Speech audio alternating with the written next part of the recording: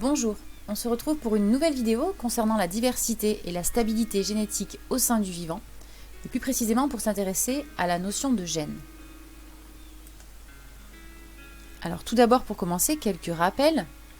On sait que le phénotype correspond à l'ensemble des caractères observables d'un individu. C'est par exemple la couleur de nos cheveux, la couleur de notre peau ou encore la forme de notre bouche. Parmi ces caractères, certains vont être héréditaires, c'est-à-dire qu'ils se transmettent de génération en génération, comme par exemple la forme de nos yeux, la couleur de notre peau ou encore la forme de nos oreilles. Ces caractères héréditaires, ils sont portés par les chromosomes qui sont contenus dans le noyau de chacune de nos cellules. D'autres rappels qui vont nous intéresser pour comprendre cette notion de gène et qui concernent les chromosomes. On sait que dans l'espèce humaine, nous possédons 46 chromosomes, 2 pour le sexe. Les individus de sexe féminin possèdent 2 chromosomes X. Les individus de sexe masculin possèdent un chromosome X et un chromosome Y. Cette vérité n'est pas toujours vraie et ce sont donc ces cas particuliers qui vont nous intéresser. En effet, il existe dans la population des individus de phénotype féminin qui naissent avec un karyotype de type XY. On observe également des individus avec un phénotype masculin et qui possèdent un karyotype XX. Donc ce sont ces anomalies entre phénotype et karyotype qui vont nous permettre de comprendre ce qu'est un gène.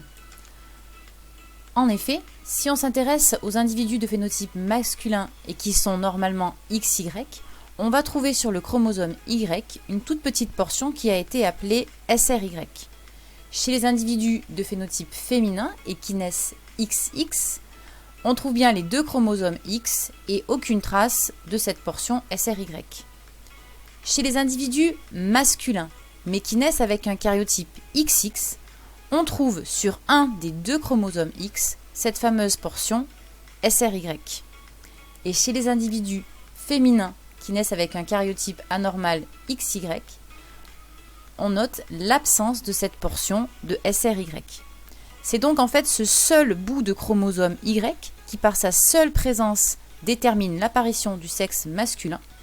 Et donc ce sont ces bouts de chromosomes que l'on a appelés gènes. En l'occurrence ici, ce gène a été appelé SRY pour région du chromosome Y qui détermine le sexe.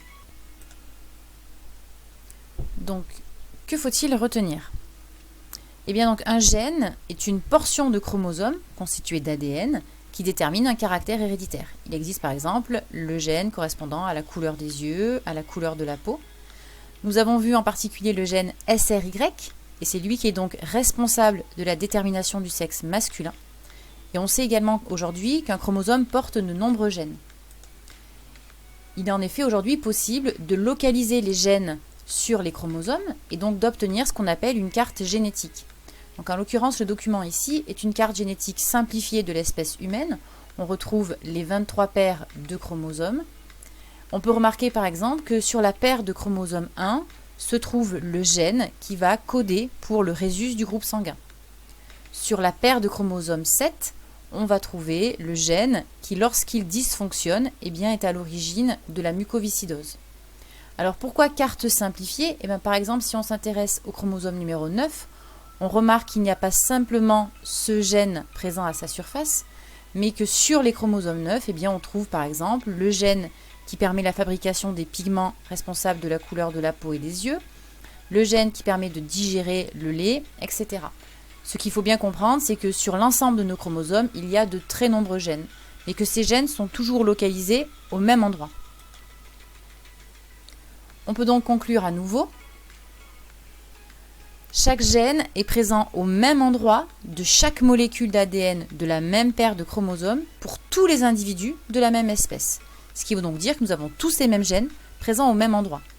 Une carte génétique va donc permettre de déterminer la position d'un gène sur un chromosome pour une espèce donnée. Tous les humains possèdent la même carte génétique. On estime aujourd'hui à environ 21 000 le nombre de gènes codants dans l'espèce humaine.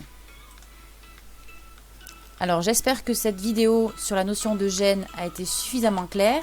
Je vous remercie de votre attention et je vous dis au revoir.